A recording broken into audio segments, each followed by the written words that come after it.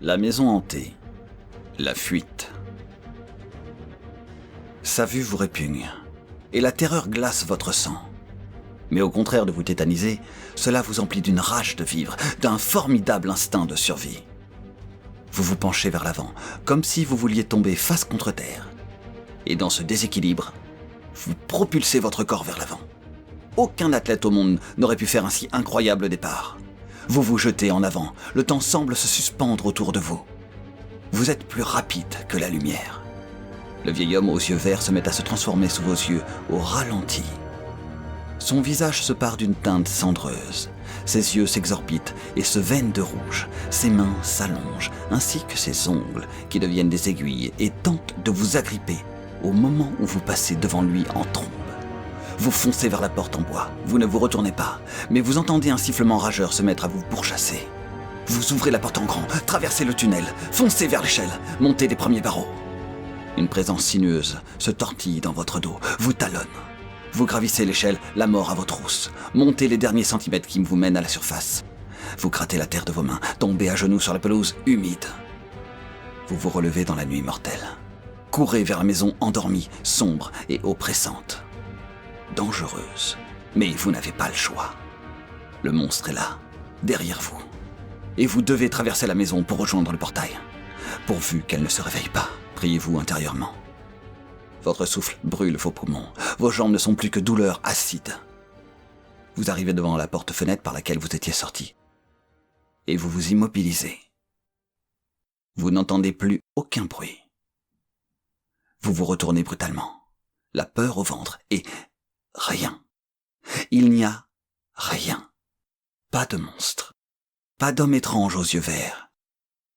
Et cette absence vous effraie encore plus que si vous l'aviez sous les yeux. Vous vous retournez en tremblant vers la porte-fenêtre.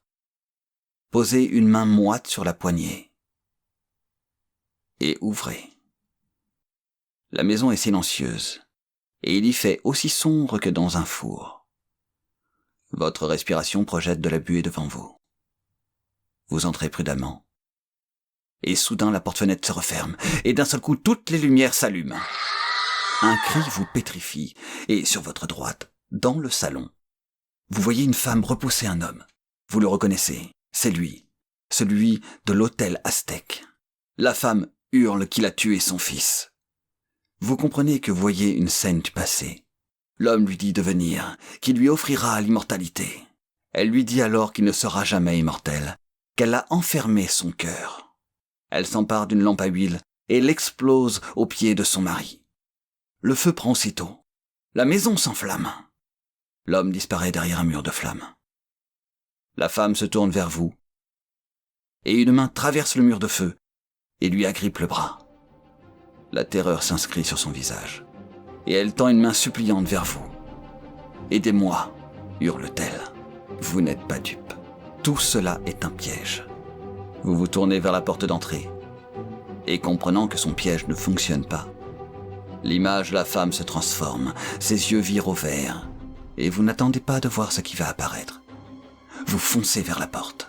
Le feu brûle les murs et les plafonds. Vous êtes encerclé par la fournaise. Une poutre en flammes s'effondre devant vous, vous coupant l'accès à la porte d'entrée. Vous bifurquez dans la cuisine. Voyez la fenêtre entrouverte et au-delà, l'allée. Et le portail. Vous courez vers la fenêtre, mais celle-ci se referme. Vous ne ralentissez pas, vous n'avez plus le choix. Vous plongez à travers la vitre qui éclate en une centaine de lames tranchantes qui vous lacèrent les mains, le crâne, le visage. Vous retombez lourdement sur les graviers. Un hurlement guttural s'échappe de l'enfer brûlant de la maison.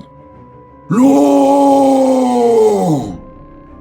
Vous vous relevez, boitez vers le portail. Des ronces se mettent à ramper vers vous. Le hurlement retentit une nouvelle fois. Non! Mon immortalité! Les ronces vous entourent presque. Vous touchez le portail, tentez de l'ouvrir, mais il est coincé. Vous empoignez les barreaux de fer et tentez d'escalader le portail. Les ronces se tendent vers vous, vers vos pieds. Vous vous hissez plus haut, enjambez les pointes qui se dressent comme un ultime rempart à votre fuite. Une des ronces s'entortille autour de votre cheville, encore du côté du domaine. Vous tirez de toutes vos forces. La ronce casse, et vous basculez de l'autre côté. Mais votre jambe, en passant par-dessus le portail, se plante sur l'une des pointes et vous la serre tout le côté du mollet. Vous chutez de 3 mètres sur le dos. Cela vous coupe le souffle, et vous avez l'impression que l'air n'arrive plus à trouver le chemin de vos poumons. Puis vous inspirez douloureusement, et vous vous retournez sur le ventre. Prenez appui sur vos bras, et vous relevez péniblement. Vous regardez ahuri à travers le rideau de ronces qui s'entortille autour des barreaux du fer du portail. La maison en flammes, s'effondrer sur elle-même. Vous tournez le dos à cette démence et claudiquez sur la route.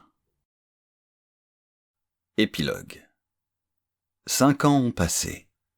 Vous n'avez jamais été totalement sûr de savoir ce qui vous était vraiment arrivé. Mais cette expérience, chimérique ou non, vous a changé.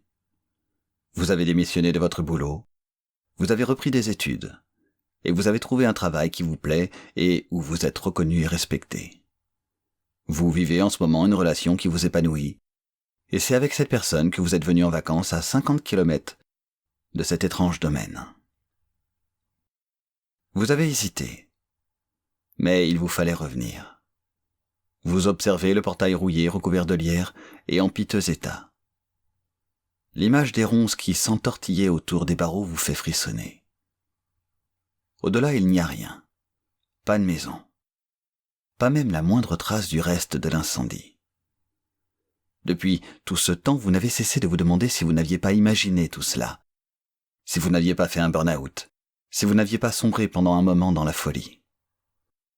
Alors que vous êtes plongé dans vos pensées, face au portail, une voix vous fait sursauter. C'est un paysan du coin qui vous demande si vous cherchez quelque chose. Vous lui demandez en retour s'il y avait bien une maison ici.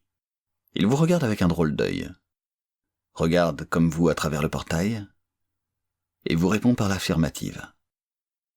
Puis il se met à vous raconter l'histoire de ce domaine. Il vous raconte alors que le propriétaire, passionné d'histoire et de culture ancienne qui habitait ici, était un jour revenu d'un de ses voyages changé, qu'après cela il avait commencé à parler de vie après la mort, de résurrection, d'immortalité. Les gens au village commençaient à dire qu'il devenait zinzin. Il avait une femme, et ensemble ils eurent un enfant. La femme avait accouché alors qu'ils étaient en voyage au Pérou. Mais l'enfant serait mort-né a priori. Peu de temps après, de retour de ce voyage funeste, il y eut un incendie, et la maison disparut sous les flammes. Seule la femme en réchappa. La pauvre, vous confia le paysan. Elle avait perdu son enfant, puis son mari dans les flammes, et enfin la raison. Elle divaguait, dit-il. Elle disait que son mari avait tué leur enfant dans un sacrifice pour devenir immortel.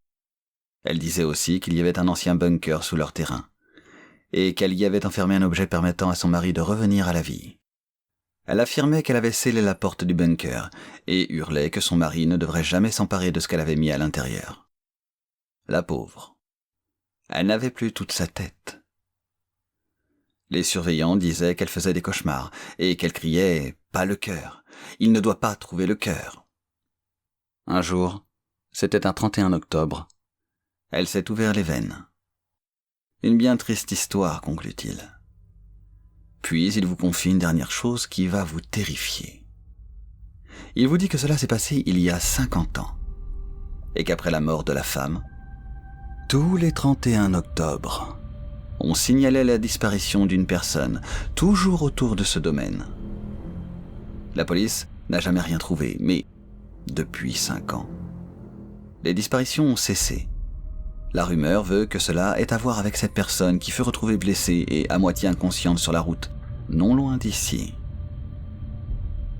Tout en continuant de regarder à travers le portail, il vous dit alors qu'il y a 1 mois, des adolescents ont trouvé un vieil escalier au fond d'une grotte qui menait à l'entrée d'un bunker. La porte était condamnée, mais avec de la dynamite de chantier que l'un des gamins avait chapardé à son père, ils réussirent à l'ouvrir. D'après eux, il n'y avait rien à l'intérieur. Mais le paysan vous dit qu'à ce moment-là, il eut un mauvais pressentiment. Et quand il vous a vu devant le portail, il a cru que les disparitions allaient reprendre. Vous remerciez le paysan de sa mise en garde et repartez troublé au plus haut point. Le paysan vous regarde partir avec ses yeux vert clair. « Vous avez eu de la chance, » ricane-t-il tout bas, « qu'on ne soit que le 30 octobre. »